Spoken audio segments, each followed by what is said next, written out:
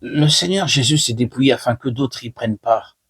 L'apôtre dit qu'il est donc en vous cette pensée, Philippiens 2,5. Si certains d'entre vous sont enclins à revendiquer leur propre droit, à rester sur leur position dans le but de garder les choses pour eux-mêmes, ils violent l'esprit même de Christ, qui a abandonné ses propres droits afin que d'autres puissent y accéder et en bénéficier. Ainsi, l'héritage de Christ consiste en ceci. Il a été fait héritier de toutes choses.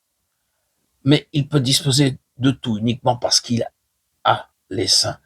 Et il ne possède ce toute chose-là qu'à travers et dans les saints. C'est une partie de l'arrangement de l'accord.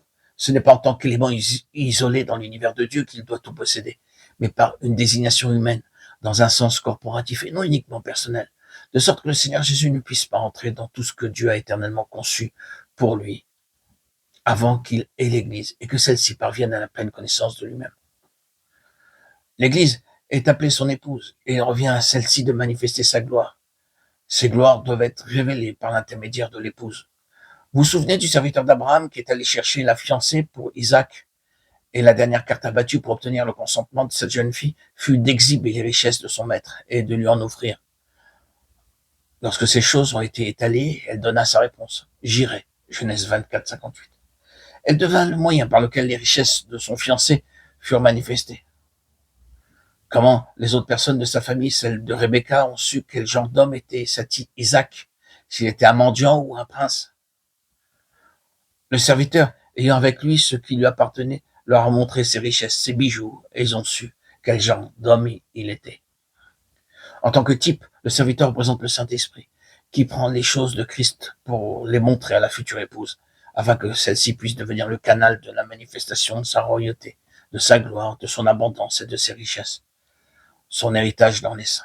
Lorsque vous arrivez à la fin du livre de l'Apocalypse, à la ville qui descend du ciel venant de Dieu, ayant la gloire de Dieu, paraît comme une épouse pour son époux. Son éclat est semblable à celui d'une pierre très précieuse. Et vous voyez qu'il s'agit de l'Église, avec la plénitude de Christ. Et c'est cette Église qui manifeste universellement qui est Christ. Voilà l'Église des premiers-nés. Vous et moi sommes appelés à cet effet. Tel est notre appel, telle est notre élection. Cela suppose quelques applications très concrètes.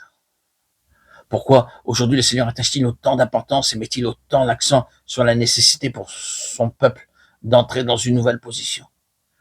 Il n'y a aucun doute là-dessus que sur une grande partie du monde, ceux qui appartiennent au Seigneur prennent de plus en plus conscience du besoin spirituel, d'un manque, d'une faiblesse et d'une déception, d'un sentiment d'échec et entrent dans une nouvelle recherche. Le Seigneur ne me permet pas que cela soit contré par de grands mouvements évangéliques, mais on voit plutôt que presque à chaque fois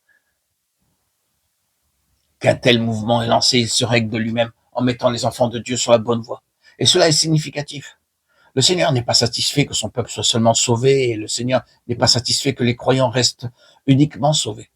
Le but fixé par le Seigneur est le suivant, la pleine connaissance de lui-même. Cela est crucial pour le Seigneur. Son héritage est lié à cela.